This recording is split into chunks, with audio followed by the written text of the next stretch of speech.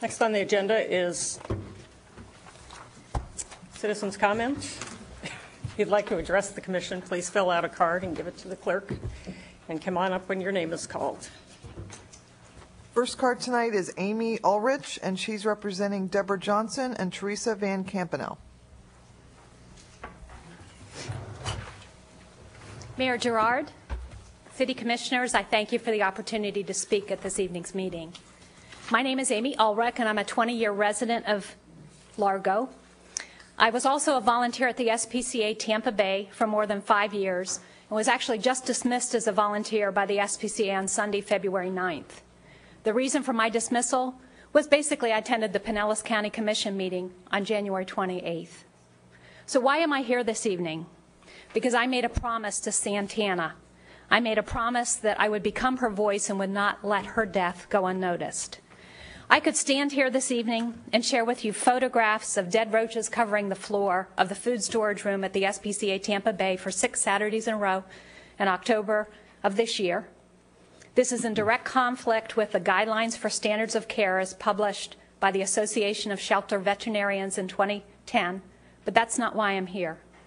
I could also stand here this evening and share with you photographs of puppies that have been forced to remain in dirty kennels for hours on end, again, in conflict with the guidelines for standards of care, but that's not why I'm here. I could stand here and question the posted euthanasia rates on the SPCA Tampa Bay website. Tell me, how do you actually live release more than 100%, which is, again, in direct conflict with the standards as published by the Association of Shelter Veterinarians, but that's not why I'm here. I could share with you stories of dogs not receiving adequate kennel enrichment or even a walk outside of their kennel each day that directly led to their euthanasia, again, in direct conflict with the guidelines for standards of care for animal shelters, but that's not why I'm here. I am here this evening to share the story of Santana. Santana was a beautiful treeing Walker Coonhound that arrived at the SPCA Tampa Bay on November 4th, 2013. She came in as a transfer from another shelter and was pregnant. My guess is she was almost at full term. The SPCA Tampa Bay spayed her on 11/13, kept her for 10 days, aborted her puppies, and euthanized them. She was then immediately placed in a kennel and available for adoption. I met her on Saturday, 11/6/13, fully lactating, obviously not comfortable. Our volunteer photographs had even taken photographs of her that day and shared with me that she was the saddest dog she had ever seen. She could not hold her head up, was not able to find a comfortable spot or a position to lay down. I asked several people at the SPCA that day to actually foster her, including Martha Bowden, the CEO. Take her home, give her a nice, comfortable bed to lay in, and allow her to recuperate. I was told she was fine in her kennel. I had met a family that day because I had actually fostered a dog for 4 weeks that was adopted. And the couple saw Santana when they were there and couldn't get her out of their mind. They called me on Sunday the next day and asked, did I think that Santana would be a good sister for Scruffy? I said, sure, when can you be there? And I met her there in 15 minutes. We introduced Santana to Scruffy, perfect match. They adopted Santana and took her home. They left the SPCA without any pain medication, any antibiotics, or any instructions on how to assist Santana in her recuperation. I stayed in touch. I met them at the dog park, helped with training. Less than 3 weeks later, I got a frantic call on a Saturday morning. Santana had died. I'm here to ask for you to be a part of the voice so that we can take steps to eliminate the unnecessary deaths of animals at the SPCA Tampa Bay. Thank you. Next speaker is Joseph Sokolim, and he's representing Jennifer Cuff, Wayne Ryhans, Mary Crouch, Patty Nagel, Shirley Vicker, Pat McCarthy, and Cassie Cumis. Thank you very much. Thank you for allowing me to speak here tonight as well, and thank you to my friends who've donated the time. I want to speak to you also about the SPCA and why you should care about what's going on there, because what's going on there has broken my heart. I was a volunteer there for 5 years, and for most of that time they followed the 3 R's, rescue, rehabilitate, and rehome. Over the last 2 years, they've now changed that mission to one of preventing cruelty, promoting humane care, and reducing pet overpopulation. Those are admirable goals, but what bothers me most is they've given up on rehabilitation, and with it, given up on the last chance for most of those animals.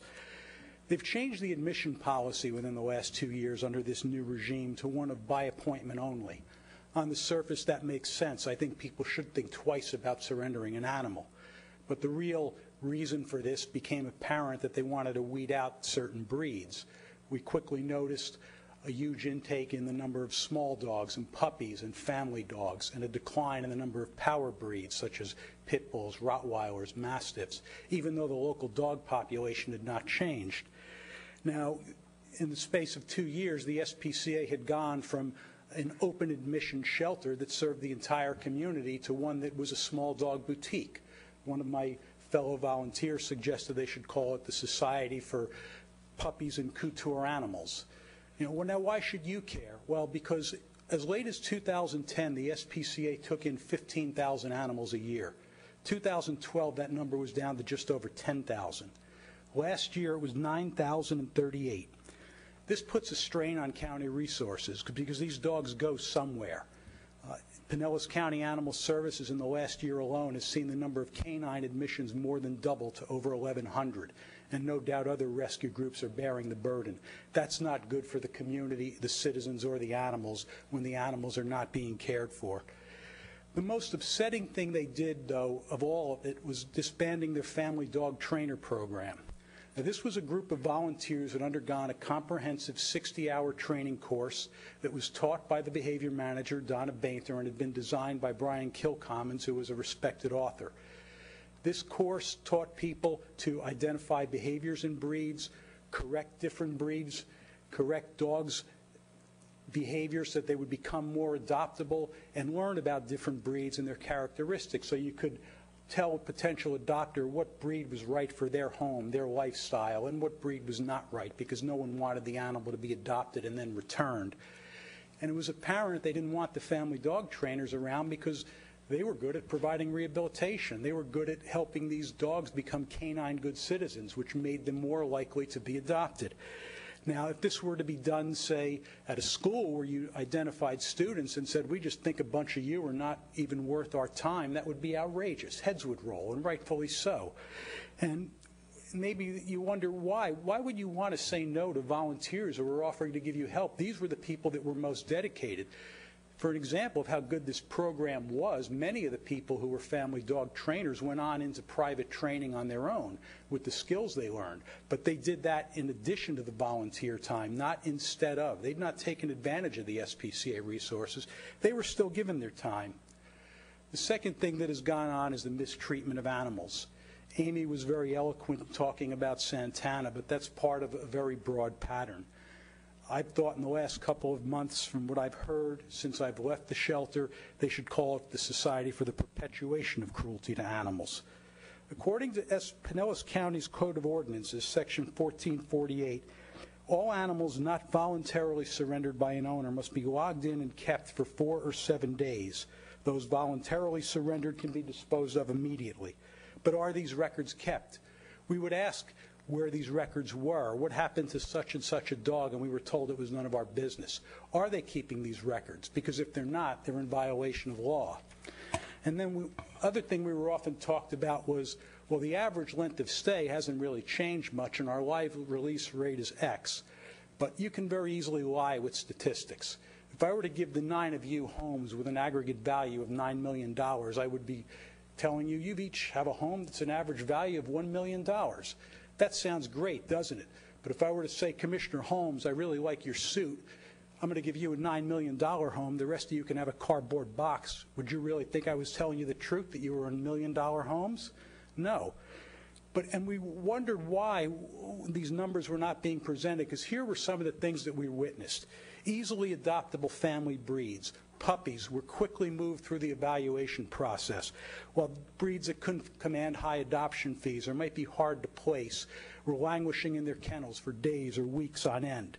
Volunteers offered to help with the evaluation process. They were told not to bother. That had always been part of what the volunteers could do, especially the family dog trainers. Evaluations were done behind closed doors and animals were disappearing. We heard, well, the dog failed its evaluation. It became aggressive. And the staff is overworked. They're doing the best they could. Well, if they're overworked, it makes you wonder why they told the volunteers not to bother offering any help. I never heard of an organization that depends on volunteers saying no to free labor. Now, why should you care? Well, you probably hear in the SPCA telling in the papers that volunteers have been disgruntled. We were not all disgruntled. We didn't think we knew better than management how to run a shelter. We were concerned. We thought laws were being violated. We thought basic standards of care were not being adhered to. And that's something that I think is everyone's business, especially in the community. What's been the impact? Since 2010, the number of volunteers at the SPCA has declined from 467 to 300 in 2012. That's according to the Form 990 that they filed with the Internal Revenue Service. Their website in 2013, October, claimed 237 volunteers, but those numbers are not yet final, so I don't want to count on those. But that included the family dog trainers, almost all of whom have left, and they were the ones that had the most to offer, had the most experience volunteering and fostering dogs. The consequences: there are not enough volunteers to handle all the dogs' needs. Dogs that are very housebroken lay in their kennels. They don't eliminate. They develop urinary tract infections.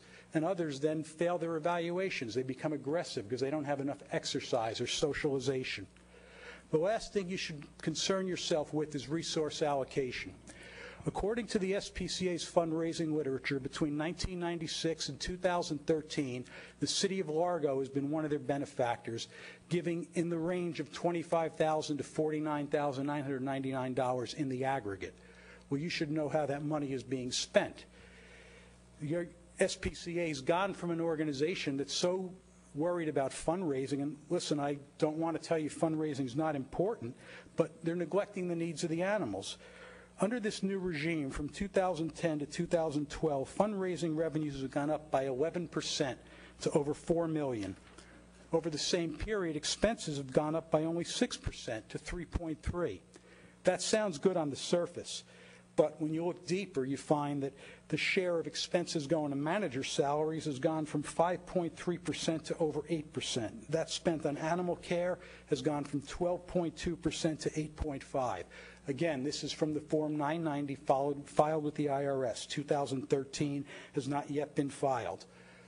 We were in a volunteer meeting over 2 years ago when the volunteer manager, Nicole Bardell, told us the value of a volunteer hour was about $22. According to the AARP website, it's $18.40. We'll use the lower number. Now, volunteers were told to do a 3-hour shift a week, but we'll say for the sake of argument a volunteer does 1 hour a week because of other demands on their time. 1 hour a week with 167 fewer volunteers works out to 8,350 fewer volunteer hours, or $153,000 in lost value. If they volunteer 3 hours a week, that number goes to $460,000. Now, in closing, I'd like to say the volunteers that have left and are concerned are not children. They have very extensive backgrounds. I myself, 27 years in corporate America. Some of them were in the military, city administration. One had run a nonprofit, others on the board of a nonprofit. We had legitimate concerns. We were not novices trying to tell them what to do. The bottom line, the SPCA, no matter what you want to call it, is a shelter, and that implies haven. And any animal that comes through those doors deserves to be treated with compassion for the length of their stay and the chance to find a permanent home. SPCA has said over the last few months, we don't want to say we kill dogs, we say humanely euthanize. Well, when I was a child, they said animals that were there were destroyed. After a while, they said killed. Then they went from killed to put down. It sounds like something that happens when you sit in the wrong row at a comedy show. Then it was put to sleep. Now it's humanely euthanized. They say the words are less hurtful. Everyone feels better. Everyone but the dogs. I submit to you, if you were still using the term destroyed, the community might have taken notice of this a long time ago. And you should care because it's impacting your community. Thank you. Iscal Delgado.